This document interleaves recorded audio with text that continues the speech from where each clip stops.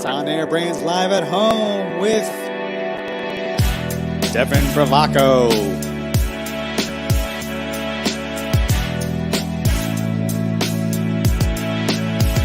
Eric Cabral,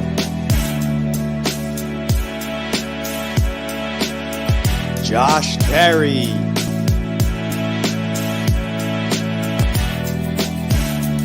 Jordan Fraser, and Justin Fraser.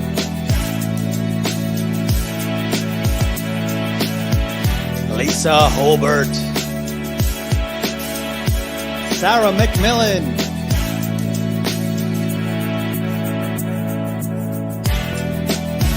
Chris Horsey, Jack Turkel, and Jake Resnicki.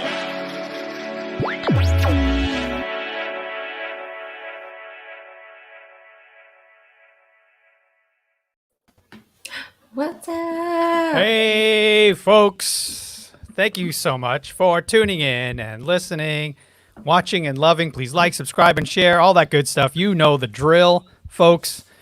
We have the whole OAB On Air Brands team here live with you to share and give knowledge and hopefully add some value into your life.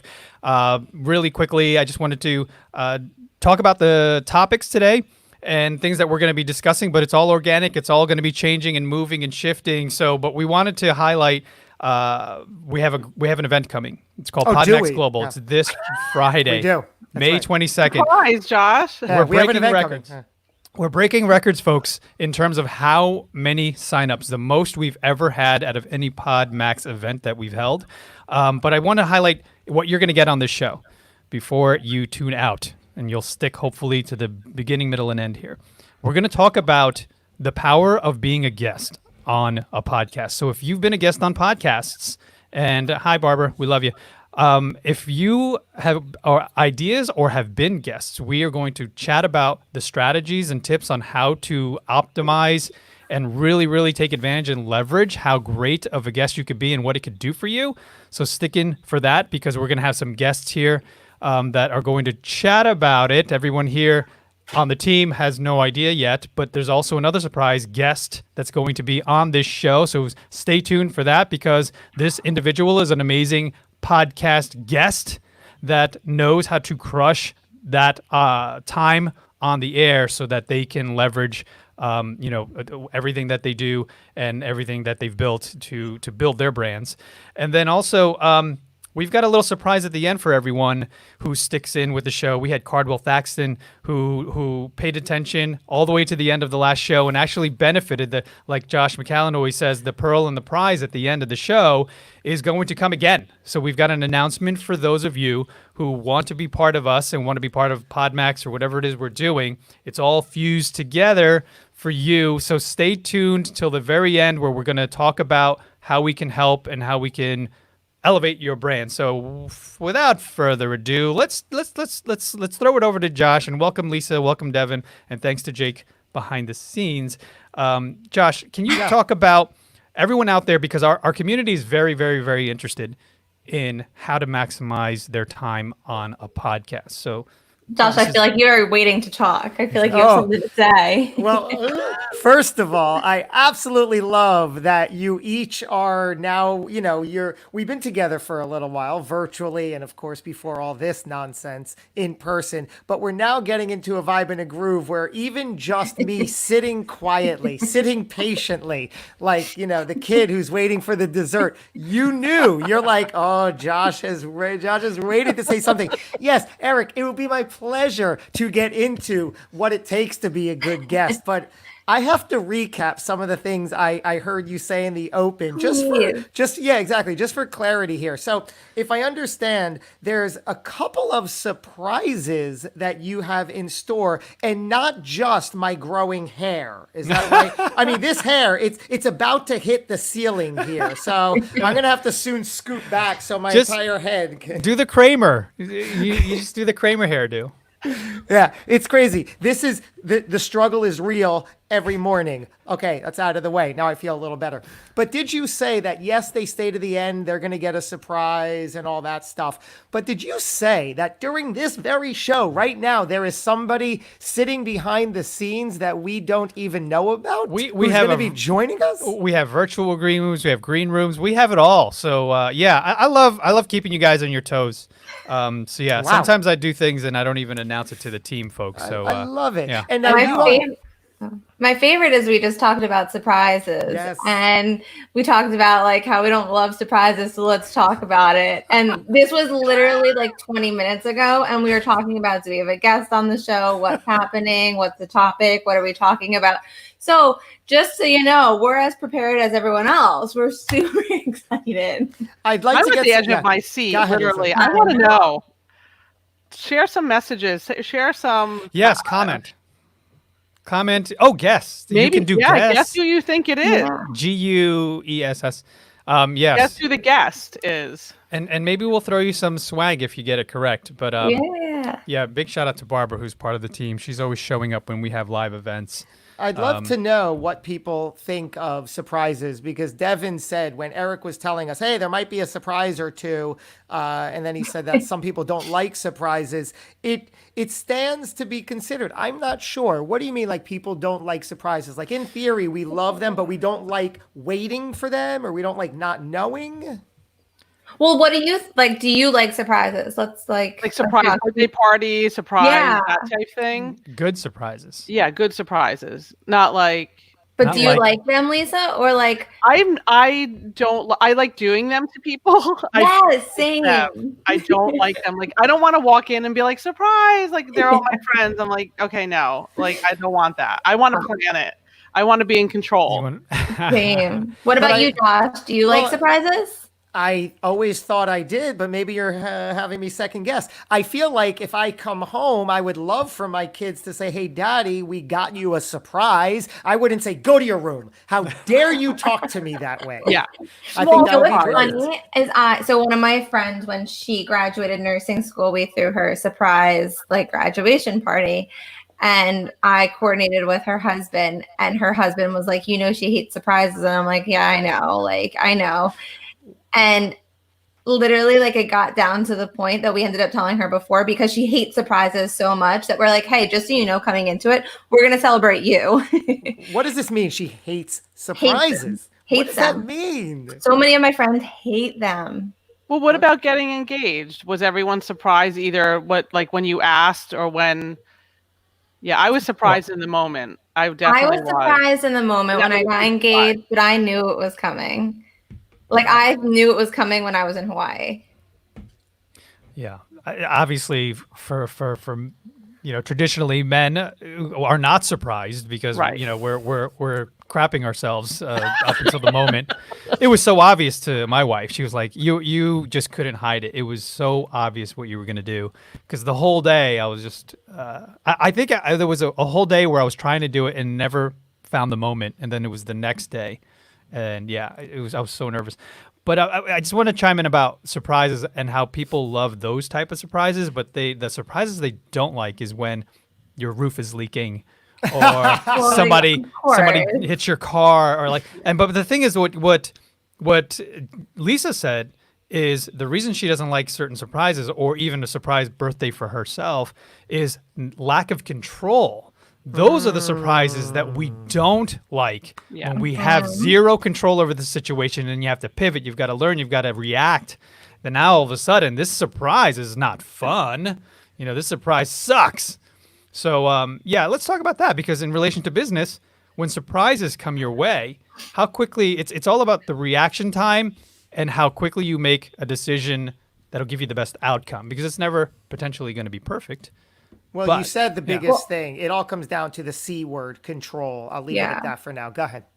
I was going to say, so I come from the event world. And so being in events, you're always in control over everything that happens. Mind you, there's some of it you can't control, but whatever you can control, you like to control it. And so, I even drive my fiance crazy, because on my birthday, I'm like, what are we doing? Where are we going? What are we doing? You want me to plan my birthday? Do you want me to plan it and tell you what we're doing? He's like, it's your birthday. Let me plan it for you. And it gets to every year, and he's like, can you please just stay out of it? Like, stay out of it. Don't try to figure out what's happening. Don't figure out where we're going. Even if we're going to a restaurant, I'm like, well, I have like a bucket list of restaurants of where I want to go. He's like, I know. Like, you tell me about them all the time. And I'm like, well, I can tell you my favorite restaurants. He's like, I know your favorite restaurants. And I'm like, well, I know like the chefs. I know how to get into these restaurants that you can't make a reservation. He's like, yep, I know all your event planner friends who can get me into the restaurants that you can't make a reservation for. And he also was in the industry too, so he knows a lot of chefs as well. So it's funny. So yes, I mean, and I'm sure you guys can tell I'm an event planner and I like to have control over this stuff. So that's what we love about you, Devin, and that's what we need from it's your you. superpower. Oh I my mean, God. I am who I am. I try. Yeah. You know, I try to release the control off of some things, but I mean, I drive my fiance absolutely crazy. What I love is how, Eric, you brought in surprises in business. And I was thinking about that for a little bit. And as an entrepreneur, as our own business owners, I think that if you are cut out for this world, you thrive on that, right? It gives you something. I'm still sticking by my love for surprises in business. Let me keep it in the business context for a moment. Day in and day out, I feel like I'm putting out these feelers. I'm doing these things. I'm taking action. I'm sending emails. I'm making calls. I'm writing posts in the hope that it will come back to me in the form of a surprise, in a sense, which is entrepreneurship and business, right? I get fired up. I feel it in my gut and my stomach and my body and my being that, okay, I put all these efforts out. And what's going to come back to me? And can I sleep at night now knowing that things will pay off in some regard? But it's almost like a gamble, right? But that's like putting yourself out there. I think like that to me like is exciting. Like, you know, like owning your own business and, you know, putting yourself out there, marketing and not knowing what the return is really going to be. Like that surprise, like that excites me.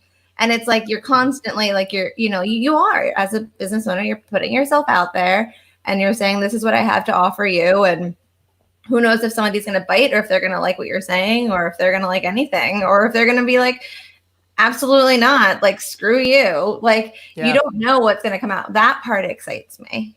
But and every single morning you wake up, really part of being an entrepreneur is the fact that many times there's things that are not planned.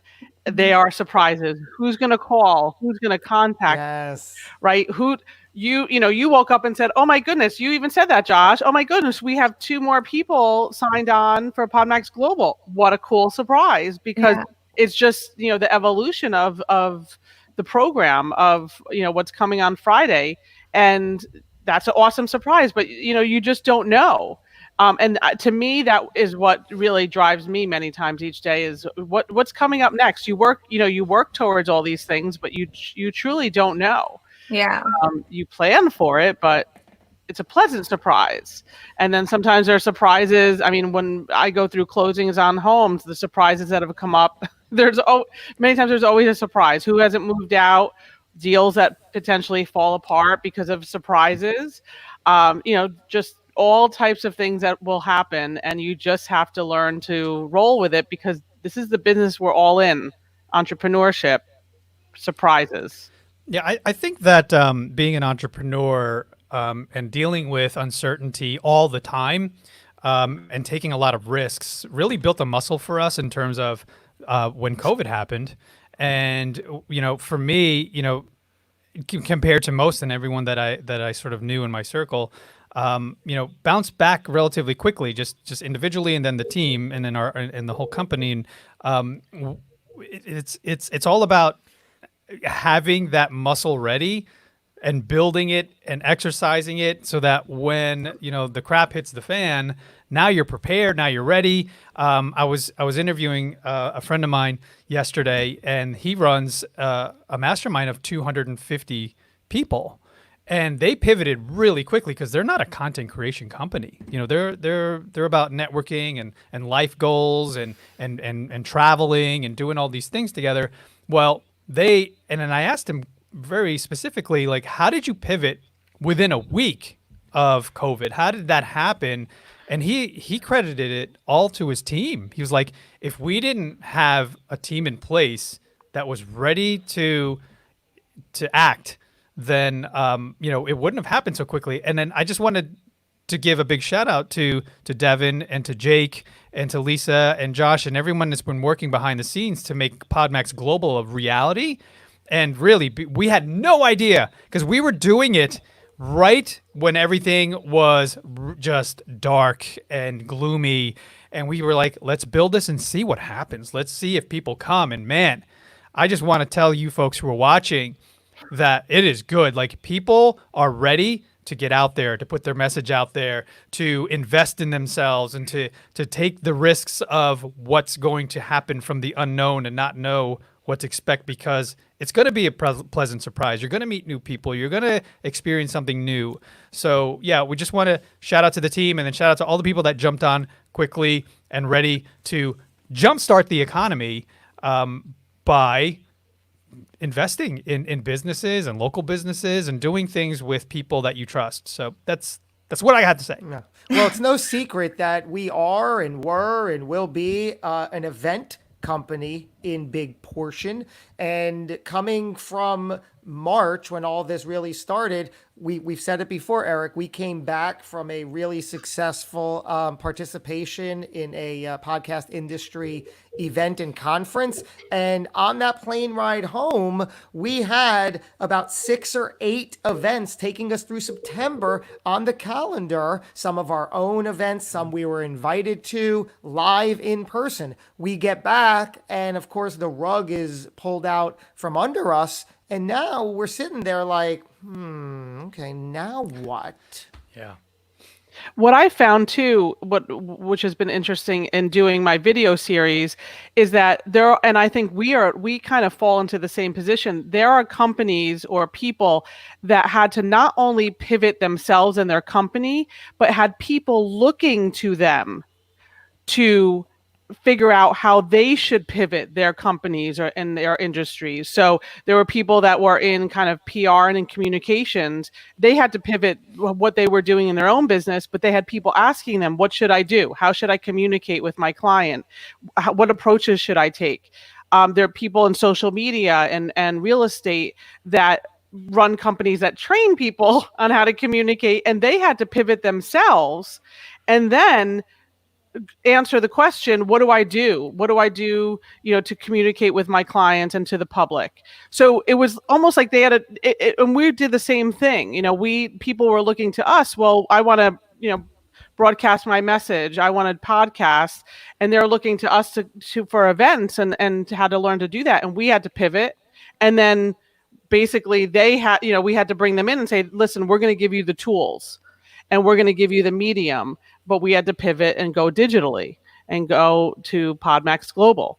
So it's been very interesting to see how it was, the companies, the entrepreneurs themselves had to pivot so quickly, but people were looking to us and to them on, how they should pivot their own companies. So it really was a twofold experience for many people. Lisa, it's so interesting. So obviously coming from the event world, Eric, kind of what you had said, having like a thick stomach or however you phrased it is so true. Like when I first went into the event industry professionally, my first boss was like this micromanager, had her hand in everything that we did, and was very, very difficult to work for. And I have to say, and like me and my team came closer because of that. And so I'm very grateful for the relationships I have with my team members because of the relationship that we fought. But what I think I owe a lot is because of all of that, I can adapt to anything in events now. And I really have been through everything in events. I mean, we could write a book on everything, but like that part, like events, like I feel like you have to learn how to, this is what it is. What are we going to do? This is what it is. How are we going to change it? What are we going to do so that nobody else sees what's happening? It's more so about how can we make it the best for like the public or for your attendees or however it is.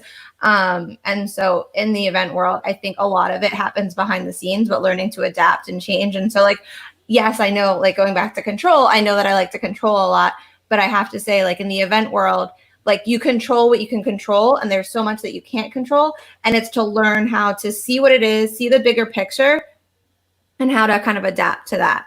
And so like in that world, like I've learned that like I'm big picture, I could see the big picture. And then I kind of partner with someone who can see like the smaller details, and we work well together. And so that's how like Jake and I kind of on the back end, Jake is so good at like those pieces and making sure they go out, and I sit on the call and I'll look at big picture and say, okay, this email looks good, send it. Like, so a lot of it is, yes, developing that thick stomach that nothing's going to upset you. And if it does, you don't show it to the public or your attendees. And then it's really just adapting and getting through it. And that's the same with entrepreneur. Like you're the exact same. So like, I feel like in a way, like being in events and hospitality, going into in real estate, it's a people business, and it's really just adapting. Control the controllables, as I've heard it put, which is exactly what you just said. Yeah. Eric, should we tie this into your original question about being the best guest ever and utilizing that? Yeah, absolutely. But I just want to highlight something that Devin said. Sure. Where you really have to, not even just as entrepreneurs, but just as people in life in general, expect the unexpected. And know that everything is not going to be perfect. Everything's not going to always go as well or as planned. I love the Mike Tyson quote. Is like, everyone has a plan until they get punched in the face. Well, we got punched in the face, folks. And it's how quickly you get up. It's how quickly you shake it off and figure things out that will provide you with success. So, we're going to jump into this topic here. And we're going to do that in a second here as I shift some things around here. But hold Are you on making the surprise happen? I know. I'm like, okay. Happening. Are you telling everybody to get a different camera? Oh, it's alive. There's somebody in person. Oh my God.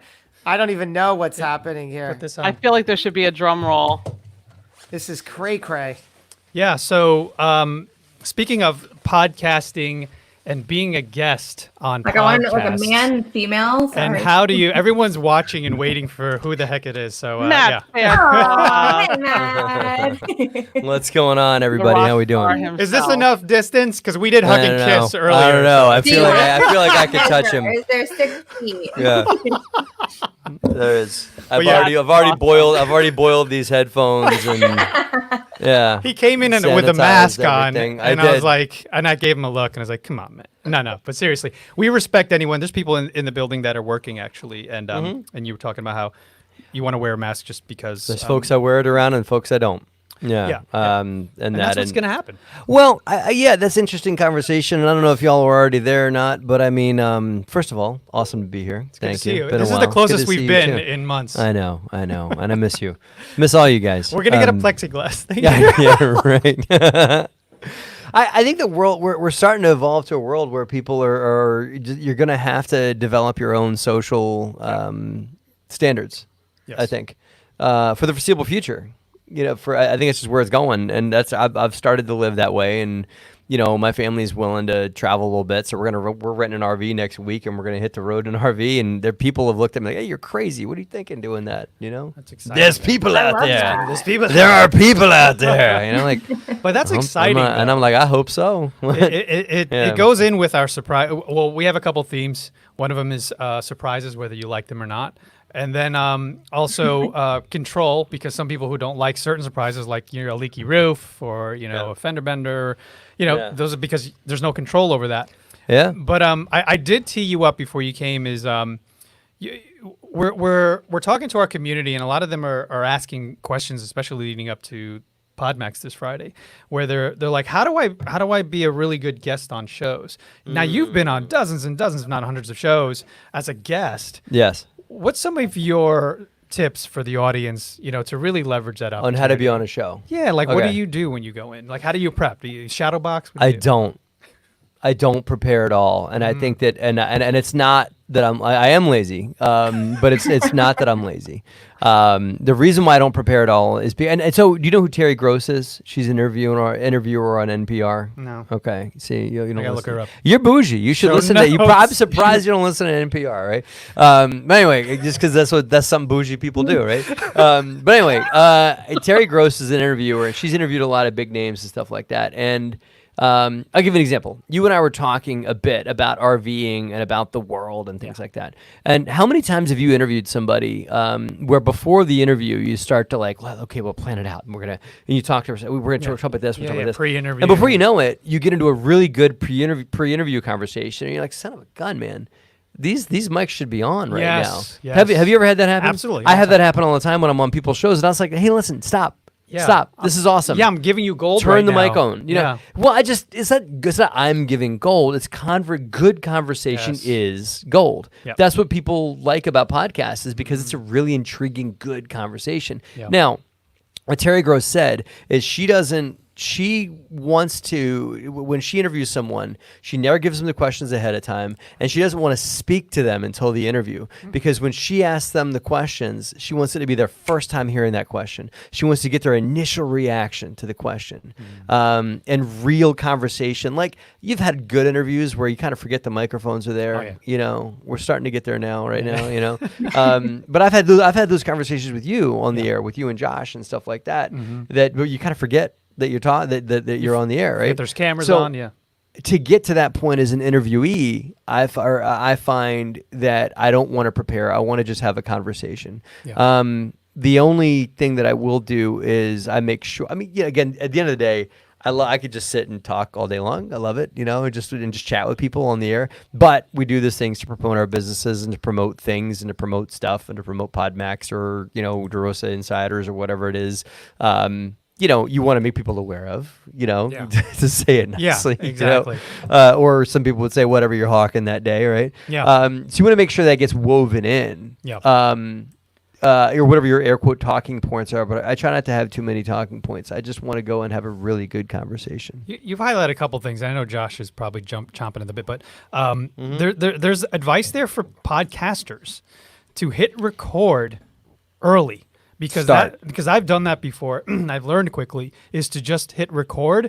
And sometimes I use that content later on, like I'll edit it into the show, or I'll mention it to people in the pre-roll saying, hey guys, there's some gold that was talked about before the interview officially started. Stay to the end and you'll hear that conversation. But then it speaks to your personality in terms of like going in unprepared. There's the opposite side of the coin where people are like, I need to prepare. I want to have everything in front of me that you're going to ask. And I'm like, that doesn't work. That's not how conversations work. You can hear that in the conversation, though. Yeah. When you listen to that conversation, you can see like, well, I'm glad you asked that question. No, you're not. You knew they were going to ask that question. You know, like, right? Like, don't be like, oh, that's a good thing you asked me that. Let me think about what I'm going to say. And you can tell they're freaking reading their response. And I was like, well, you could have just written me an article. That would have been better, you know, but there's just gold in conversation and spontaneity. And to pick on Josh here, I've heard your interviews, Josh, and I think that you are a good conversationalist. I mean, I remember if you had a scripted interview, if I can even more call out an interview that you did that was with a woman at Dave Van Horn's Mid-Atlantic Summit. Do you remember that one where it was like a live thing on stage? Of course. Not on stage, but at the booth, right? Yep. And if I may be so bold, you got so into questions with this woman that she had an emotional moment, right? You got her to choke up, you know? And I say you got her to. Forgive me for saying that, because it's not like that was like, ha, got her, you know, like, you know, right? Was, though, no. Right. Well, yeah, it was a pleasant surprise. Maybe. Yeah. I allowed her to. Well, no, I think that all joking aside, I think Josh created the space for that. Yeah. And there's no way that she would have gone there if she didn't feel safe, right? And he created a safe place for that. Now, if she had read his scripted questions, she would have been all like, well, let me think about what I'm going to say to you. You know, but in unscripted conversations, there's real rawness that comes out of it. And that's the gold of interviews. That's what the interviews I want to listen to are the longer form stuff where people just start bullshitting, like the Joe Rogan show, where he'll just let it rip. Joe doesn't go. Joe might have a few talking points and stuff like that, but he's just going to sip his bourbon and look to see what comes up. Yeah, I want to highlight what you're saying here as a guest perspective. When you step into a show, obviously be prepared as you can. Listen to the show, get comfortable with the host's voice and the overall sort of theme of the show, so that this way you're setting it, because they're going to reflect you as well, right? They're going to match your energy level. Our podcasters they're super pros, and they adapt to the individual. Yes. So if you come in relaxed and ready to be open, you're going to have a much better show and experience. I mean, not for nothing, I would listen to somebody's show a little bit. I mean, I don't do that every time, but I mean, if I truly don't know who this person is, I would try and listen to a few of their episodes. Like I went on Rod Cleef's show, and Rod's like a big time dude, right? So I listened to a few of his shows, and that dude made me cry. He made me cry on his show, right? That was supposed to be me. Sitting in this room. Sitting right here in this room right here, sitting right over there at that window. He made me, he just went there. And I, one of the moments, forgot the microphone was on and all that. But you need to listen to people's shows, because I mean, I don't think that the real estate world is full of these kind of folks, but there are interviewers that are going to drive harder conversations and maybe try and corner you, or maybe try and not expose or anything like that, but depends on what level you're at. But you do want to make sure that you're prepared for the energy level that interviewer is going to show up with, and that you don't get blindsided, because it's all material, and they could blindside you and get you on your heels, and you got to deal with that. And that's all. And you on your heels is not the material for their show, then that sucks. So you want to be, that's the preparedness I would want to do, is listen to some of their shows and just monitor their energetic level and how they show up. And is this person super excited? Are they more patient? Like me. I got flashbacks of speaking of energy levels, and then I want to kick it over to Josh, because I know he's got a lot to add when it becomes to giving advice and tips to being a guest or a host at either side of the mic.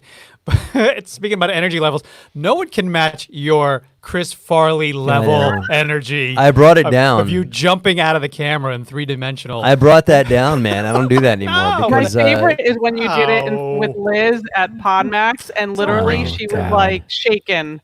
Poor Liz was like, she I don't was know what just not. happened. That's She my husband. was and not. No, that's a show. Liz puts on this show when she gets on the air with me of the mat poker, right? Because Liz is the one person in the world that can throw me off my game like that, and she knows how to do it. And she threw me off my game, and I was like, I don't know, it's what I do. It's my thing. If anybody, go to DeRosa Group on YouTube, and you'll find this video, this live interview that Matt and Liz were doing, and you literally see her jump out of her skin. We're interviewing cop dress. When you're like, hello, and she looks back and she's like, whoa, what happened? Yeah, we were interviewing Shamil and what's his brother's name? Farhan. Okay. We were interviewing those two. It was either them or Cop Dresser. And Christina and Marco. Yes. Well, it's a cop and a hairdresser, so I call them Cop Dresser. They're hello, Christina and Marco. So, hi guys. No, I say that Isn't with that love, the Michael man. Bay Hollywood movie? Yeah, right. Cop Dresser.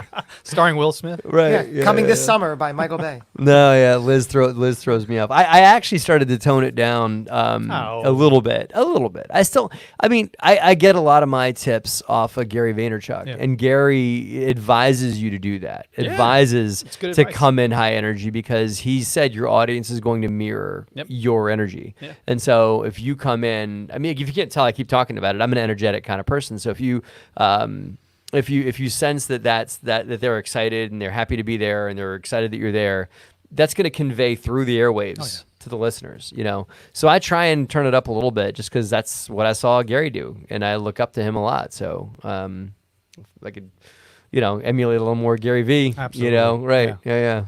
So Josh, what you got to add? What do you got, Josh? Well, I think whether we're talking about the interview side of things or the guest, let's keep it on the guest. But for both, it comes back to, like Matt's saying, preparedness.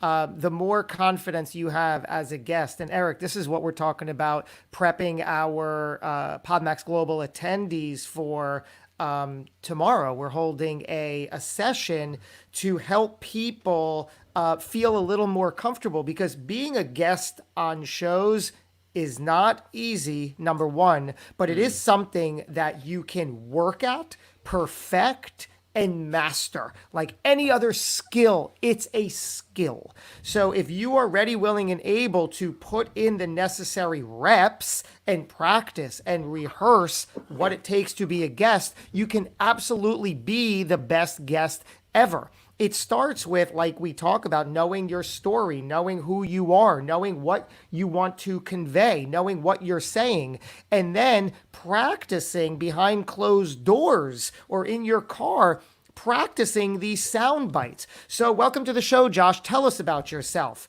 And now practice out loud what you're going to say for 30 or 60 seconds until you can do it in your sleep, and practice it and say it and get comfortable with it until it sounds natural and you can say it, because there is going to be an opening chunk of dialogue that you're going to want to say that positions you and brings you forth into the show, like Matt's saying, with the energy you want.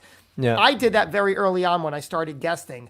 I realized that the opening question is usually a form of, so tell us about yourself. How did you get to where you are today? Tell our listeners a little bit about yourself. What do we need to know? Okay, you don't want to stammer that question. You want to nail that question, establish the energy you want to bring, the words you want to bring, and position the show. Now, once you do that, keep taking it further. Go back to your notebook. Watch episode 1 that we did with Clarity in our masterclass last couple of weeks. That's going to help you identify your story, your message, your sound bites, your reason for existing, and getting it all on paper. And then you just practice these little stories over and over again. And then these stories become the inventory for your episodes. Now you can show up to any show you're invited on, and the host is going to ask you anything, and you know where to pull. You know, oh, wow, that's right. He just asked me this. She just asked me that. This is a great question. You know what? This happened to me last week, and it happened. I made a note of it. I tied it into who I am, what I'm about, what I'm bringing to the table, and now I'm doing it over and over on the shows. I like that. You know, Josh, you bring up a good point too. You don't, in this case, you don't have to reinvent yourself. Right. And that's the whole thing. And I think that's a good message to share with, especially first time or newer guests. You want to have a consistent message, but you don't have to reinvent or recreate the message every time. You go with your message. You have one overriding message, right? Right. So like my story, my message, my brand, the hidden entrepreneur, we've heard it before. I have the tagline: spent 40 years hiding, showing up, seeking approval. Blah, blah, blah. It goes on and on and on. Now, within that context, that defines who I am and how I want to position myself and my brand, and I come to the table with that. There are stories day in and day out that I am experiencing, that I am living, that I am part of, that I see, that I read, that I can tie in to that message and relay it in the context of who I am and what I'm about, and bring it to the table. So you'll have this notebook of stories. I started a couple of years ago telling certain stories and saying certain things on shows that really those now got phased out because more legitimate stories and messages are in my plethora. I want to highlight something, and that's all good stuff there, Josh. Thanks for the tips. But another tip that I've not implemented as much as I could and should is going back to interviews that I've done, not me as a host, me as a guest, shows that I've been on a year ago, and listening to how I stammered or was a lot, and sort of, I mean, the message was there, but that's gonna happen. You're gonna stammer a little bit, right? And then you gotta listen. You gotta listen to it and be aware of it. So I got a comment on my YouTube channel on a video that I posted like 4 or 5 years ago. Is when I first got started. And the guy was like, he wrote, I mean, there's so many trolls on YouTube, first of all. So he wrote like, you need to go to Toastmasters. Oh, that's what he put on my thing. And I was like, man, why don't you watch my new stuff? I got my act together now, man. You know? So going to Josh's point, I actually, and Jacob just wrote up a good comment here on Facebook, that Jacob's probably right. I've done so many podcasts.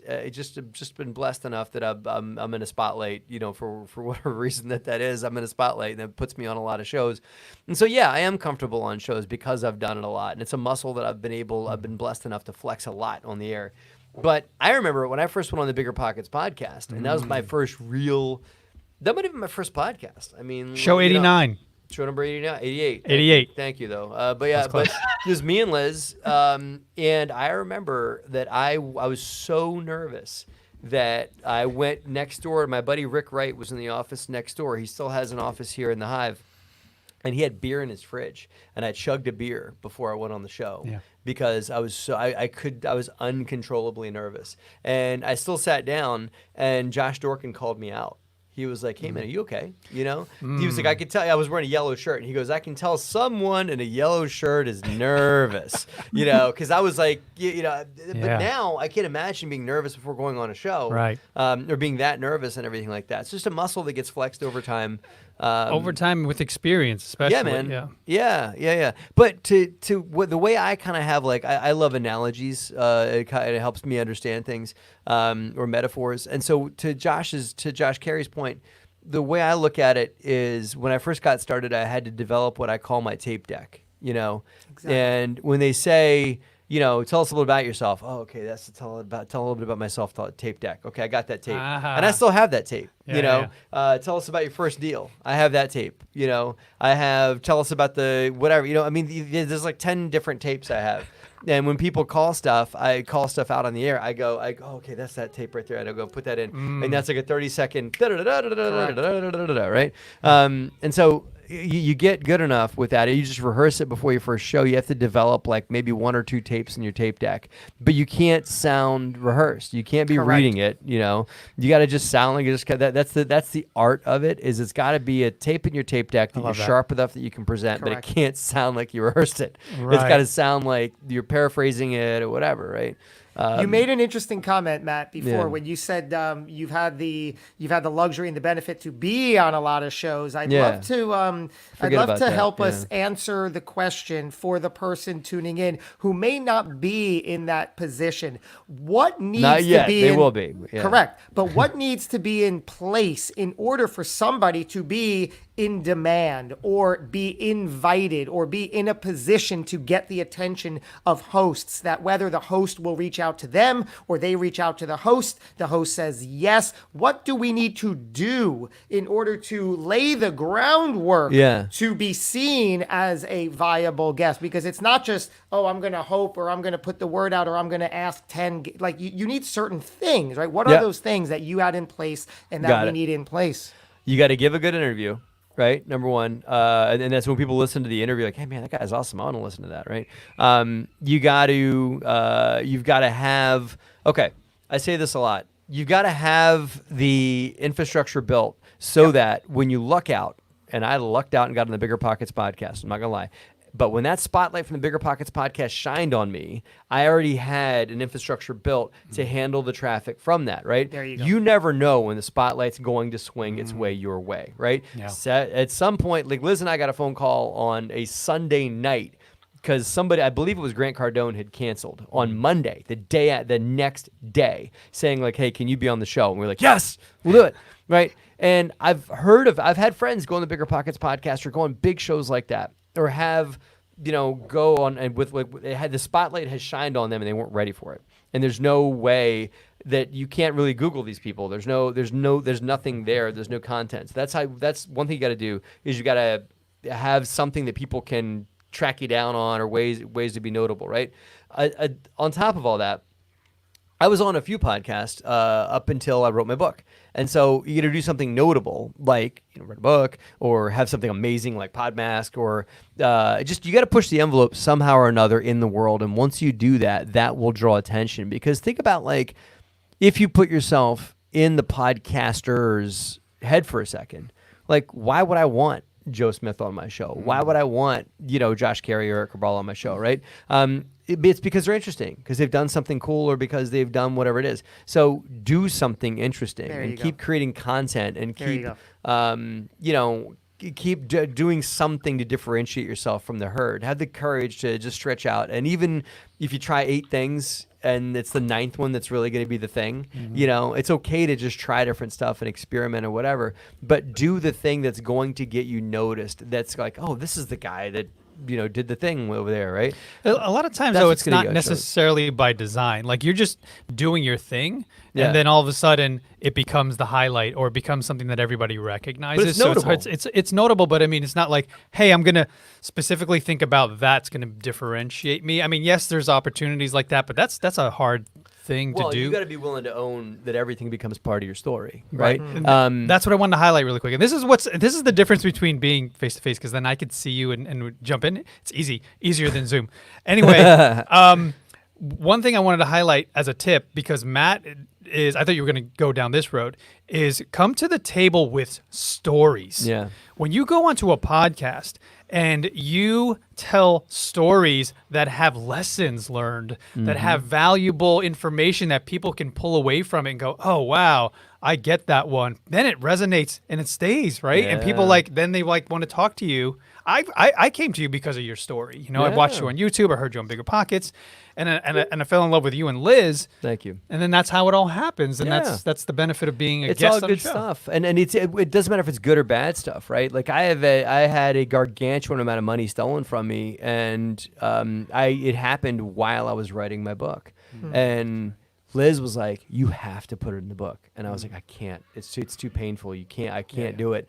And she was like, "You have to do this," and so I did. And it was therapeutic, number one, to put it out there. And now I'm okay talking about this big thing and about all this money that got stolen from us and all that. And so it's therapeutic to put it out there, but also it's a good story, and it's relatable.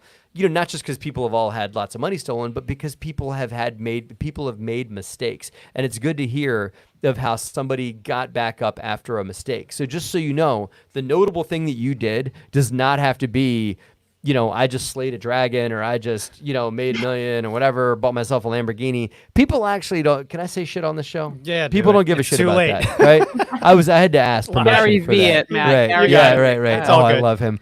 But people don't give a shit about your successes. People want to hear what your failures were and what you learned from them, right? How you So if overcame them. Thank Yeah, you. absolutely. If you got the balls to put your failures out there, then that's what people really want to hear. I could care less who's got a Lamborghini. I want to hear who almost went bankrupt or even did, and then came out of it and built themselves up to where they're at now.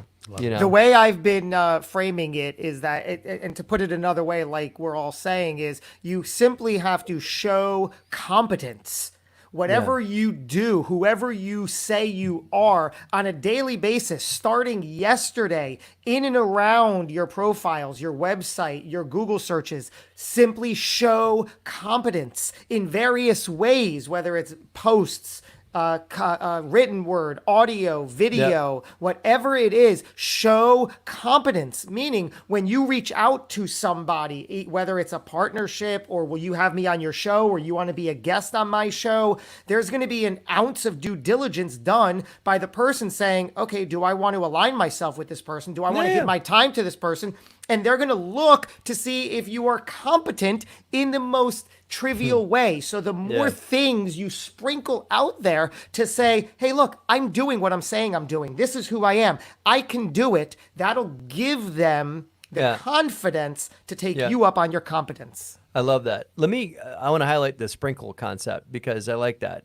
That's all it is. And this ties into, I mean, it's just timely because you guys have PodMax Global coming up, right? You know? So when people go on PodMax, you get like this enormous shotgun of attention.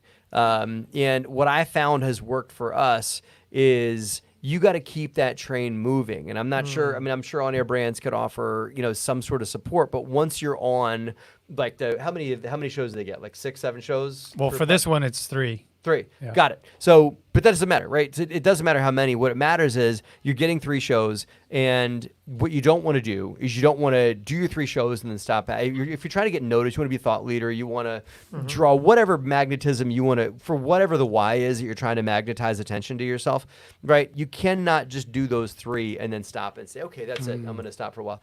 You got to be the person that's like, man, this guy's been on this show. He's been on Cashflow Ninja. He's been on, you know, this show. He's been on Capital Hacking, whatever. I need to find out what that person's all about. I need to dig in and see what that. But you've got to keep getting on more shows. And the bottom line is, there's a reason why podcasters participate in PodMax, and that's because we all need content. You know, we need it. We want to interview good people that our audience wants to hear from. Right. So it's not that hard to get on shows. Once you've said, I've been on Cashflow Ninja and I've been on Capital Hacking and I've been on, name the list. Go out there and get on more shows. That's how you get on more shows, is by getting on more shows, and you get on more shows by getting on more shows. And then once you do that, that's how you get on more shows. That's true. Yeah, I want to highlight something that you've said in the past, and I appreciated you saying this because I didn't really think about it in this term. But you said when you get on more shows, not only are you aligning your brand with that bigger brand, most likely than yours, who has a huge community and a tribe, but you also, through SEO, all the back end stuff, you're now linked. Matthew Faircloth is now linked with Bigger Pockets, Cashflow Ninja, all these huge brands. Now, when people Google him, he's got That's like tons. the first thing. That's the sprinkle there. That's Half just the people everywhere. think I work for them. Like, you're Matt from Bigger know. Pockets. That's cool. You know what? That's fine. They're a great brand. I'm happy. I'm honored to be aligned with that. But our good friend MC Lobsher, yeah, he's a great term, which I'd never heard before. I think, he just calls it evergreen, right? That when you do content like that, your interview is evergreen on Cashflow Ninja or on Capital Hacking or whatever. And it's just out there. When you Google, Joe Smith, Forever, you're going to yeah. see Joe Smith was on Capital Hacking or Joe Smith was on these shows. And that information's out there forever. And you got to just keep it up and keeping the content rolling so that when you make yourself Googleable. Like, I had a friend that Googleable. That's a word, right? Brief story. I had a friend that we were all like sitting around Googling ourselves. Like, I think we're sitting at a bar having a beer. He's like, "Hey, watch what happens to Google me." And and I was like, "Hey, listen, look what happens if you Google me," because I monitor that. I Google myself every here and again, right? So this guy Googled himself, and he had never been on a podcast. He's an active real estate investor, but had done it, under the sheets, and just kind of slow and steady built his brand. No, didn't build a brand, just built his business. When he Googled himself, a broker that he used to work for, and the broker had, went away. They went upstate, went to college, if you will, right? For the broker was a bad Permanent actor and vacation. was running. Yeah, right. They get out eventually, but the broker was running a bad business and got in trouble for it. And the first above the fold on Google, meaning like you don't have to scroll down, was his license as one of the agents with that brokerage, right? And he immediately had to jump on taking care of that. So if you don't put content out, and if you don't put then other things that might be, and listen, that guy was not, that was a long time ago he was aligned with her, and he had nothing to do with the business she was running. He just happened to have his license there, right? So he had nothing to do with it, but you get associated with things you don't want to be associated with if you don't put out good content regularly to push down the other stuff. Gotcha. So you gotta put things out to make yourself positively Googleable. And here's the other thing. I have to take it back to the personal growth and development aspect, because only firsthand real world knowledge here, only if and when you are really ready, mind, body, and soul, to step into this world, you're going to block it in every regard and you're not going to do it. For example, when you start getting on shows, like Matt said, that can easily parlay you into a book. So maybe you have a book in same thing, same coin, different side. Furthermore, you want to speak on stages, all the power to you. Everything you're talking about in shows as a guest, pull those out and create a 30, 45, and 60-minute talk on. You want to be invited to online virtual summits to give same deal. All that can and will happen very seamlessly through just starting to guest, but you have to be able to step into that role and know that you are ready for that role, and that's where it can take you. Awesome. Thanks, Josh. So we're getting to the end here, and I wanted to, I teased up in the beginning about some certain reveals and surprises, but I also wanted to give Matt an opportunity because he's built an amazing thing. And folks, if you are just getting into the podcast game, you're guesting, think of you as Matt 10 years ago, where he hadn't gotten onto Bigger Pockets yet. Actually, Pollock Shaw, who's going to be a panelist on PodMax Global this Friday, is going to talk about her journey. Dude, when she got to PodMax for the first, she had never been on a podcast. Wow. And think about it. So the first time she was on podcast was here at PodMax. Got all the kinks out, got in the rhythm, and then got onto Bigger Pockets in less than 6 months. Yep. So I'm just saying that's a shining example of what could potentially happen. But folks, if Matt is fast forward, Keep an eye is on you. Pollock Shaw, man. Yeah, keep an eye. Yeah, she's crushing it. Yeah. So, but think Star. about what Matt has done and leveraged through podcasts, through content, through YouTube, through building a brand. I mean, Matt's bread and butter is real estate investing, but you would never be able to guess by all the stuff he puts out there. Like, he is another Gary V in terms of putting content out there and just trusting in the process. And as a result, he's built this wicked community that he's now called DeRosa Insiders. You want to talk a little briefly, bit about that? Yeah. So there's a lot of people that talk about the like getting started in real estate investing, or what you got to do and the mindset associated with it and stuff like that. And we do that too. But what a lot of people don't give folks is an inside look at what it is to be a part of a real estate team, what it really looks like, what it really feels like to be a part of a real estate company. And we give an inside look, and we also have more like gloves off conversations. And like, we had a broker on last week pitching a 16-unit apartment building deal, and he came on Insiders and pitched the deal, and the community picked his brain on it. I got in and I picked his brain, and my other team members, asked him more of like the gloves off questions. I can't do that on YouTube on a national broadcast. It's got to be more of a closed door setting. But so we let folks in behind the closed door with DeRosa Insiders to see what the inside conversations look like, whether that's evaluating a deal, interviewing a property manager, getting an inside look at the analysis of deals that we do. And that's DeRosa Insiders. You spend more on coffee each month than you would at DeRosa Insiders. And you get to it by just going to DeRosaGroup.com/insiders, or you can pick up your handy dandy cell phone and text the word DeRosa, my company name, DEROSA, to the phone number 66866. That's 66866, and you get a big basket of free stuff along with a link to sign up for Insiders and that. So It's great. People are doing deals on it. People are interacting. All my investors are all members of it that have invested with us. And it's a growing, thriving community with lots of cool things happening. It's awesome. Congratulations on Yeah. that. And Jake, Thank you. if you could throw those mentions, whatever websites, phone numbers that he has in the comments, in the show notes for the podcast, because this is also a podcast, folks. So if you don't have an opportunity to finish this as a live show, you can always go to iTunes, Spotify, wherever you get your podcasts, and find us there. Please like and rate our podcast as well, because that is growing and it is evolving. So we appreciate the love there. And we did have a question from Stacy, who we love. You want to throw that up on the screen, Jake, and any one of us can sort of round robin or take it. I'll read it. What is your personal tip for being able to step into the next role for your journey? And I know a lot of us know Stacy, and that. So I would just say, for me, my brief advice on that, and I'll let everybody else hop in, is that I would just say know where you want to go. Because if you don't know where you want to go, then you are an unanchored ship, and you're just going to bump into whatever you bump into. But if you know where you want to go, you'll likely get there. But if you don't, you'll get somewhere, but it might not be a place that's going to be fun, or that it's going to be that's really going to be exciting for you. So yeah, that's perfect advice. Lisa and I always talk about the GPS, like setting your coordinates, and there's no one exact way to get there, right? There's many different paths. You can veer off, stop here, pick up a soda, and then go back onto the road and follow the GPS. I want to hear what Lisa and Devin have to say on that, because I mean, Devin, you're talking our ear off today, so you're hogging the mic, man. Yeah, I know. I get in front of a microphone, I just get all excited. Yeah. I'm sorry. And it's been a while. It has. I'm jealous of you guys that you're there together, right? It's like, I feel like it's like, oh, that's fun. That looks Remember so when fun. we used to? Yeah. I know. I'm like soaking it in right now. The Rugrats are in the next room. My two kids are in the next room watching Mary Poppins in the big common area. Yeah, so they are. Your question, Matt. There's and I'm going to plug our keynote speaker with this. There's a book that just came out called Reinvent Your Life, and it's by Kathy Sharp Ross.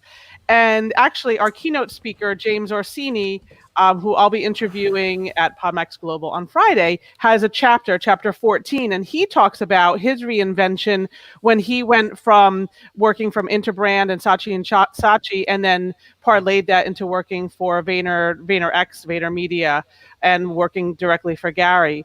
And it talks a lot about just thinking through what makes you happy, what your passions are, what you really enjoy doing, and kind of it ask you a lot of questions. And I think that's the key, is asking a lot of questions and really thinking things through and kind of following the path, following the journey that takes you on.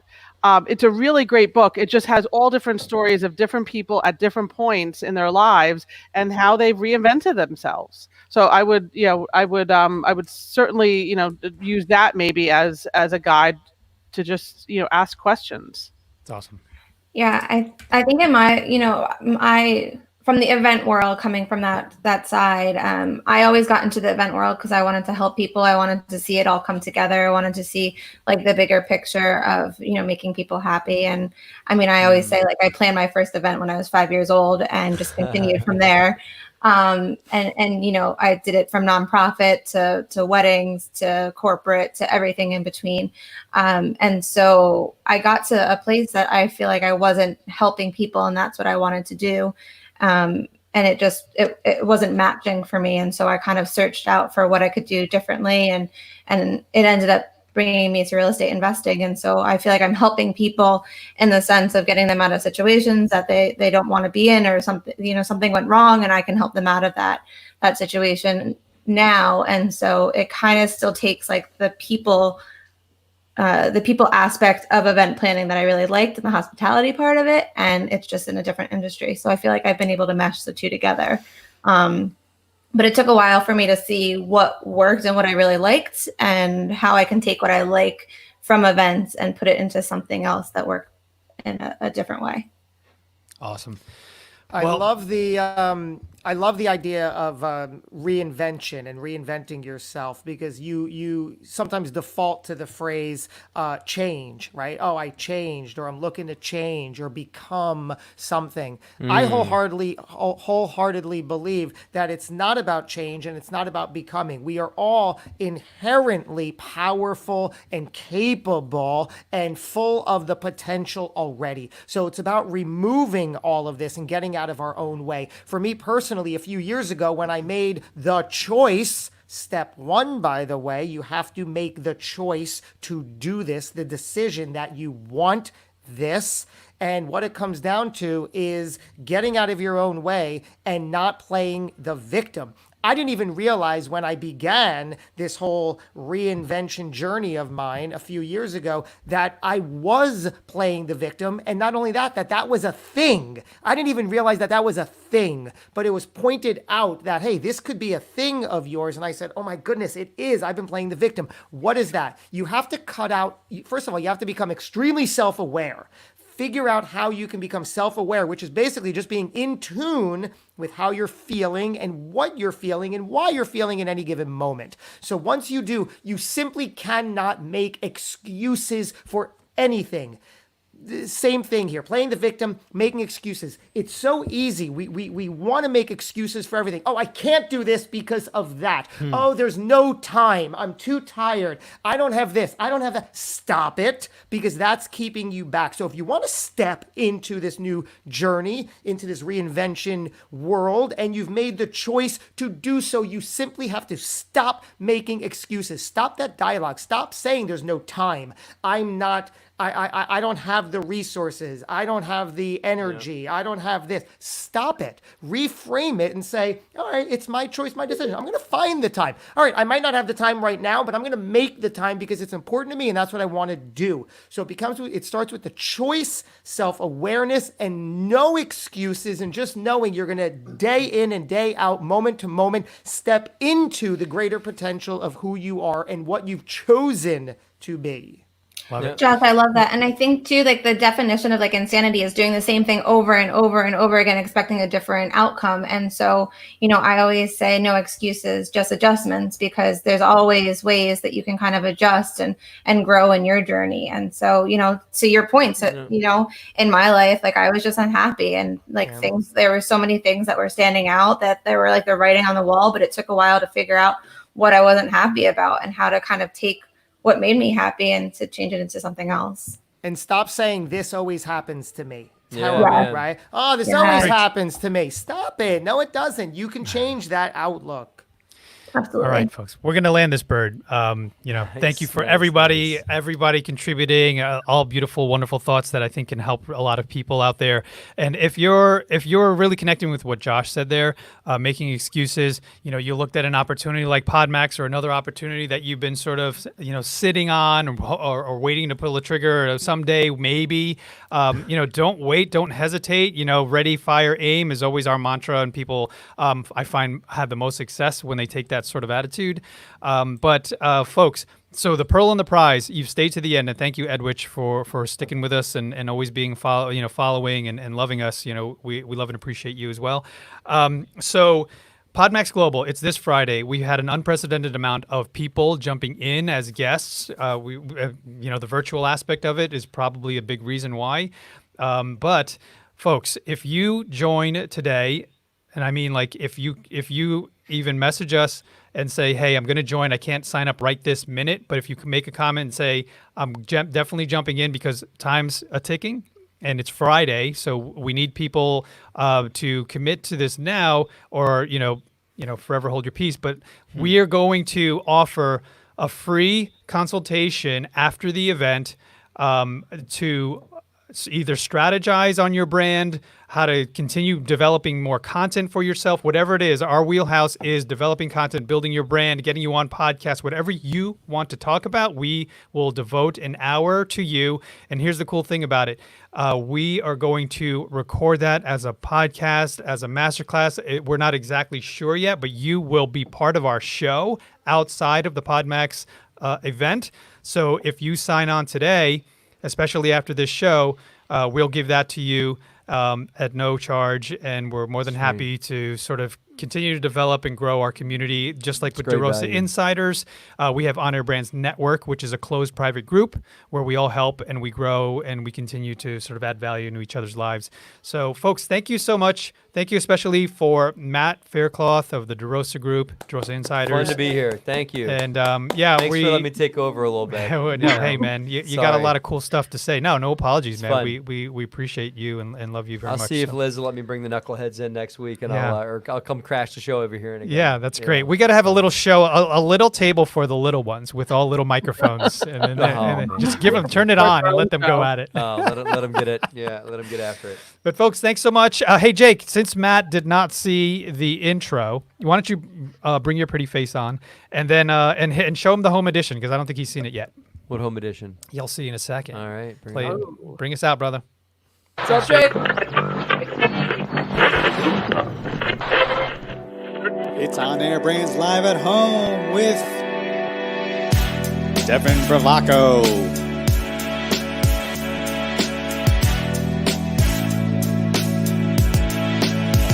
Eric Cabral,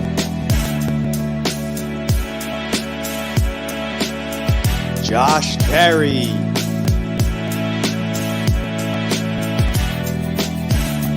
Jordan Fraser, and Justin Fraser.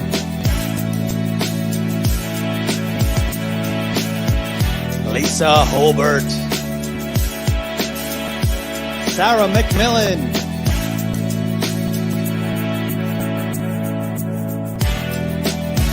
Chris Orsi, Jack Turkel, and Jake Resnicki.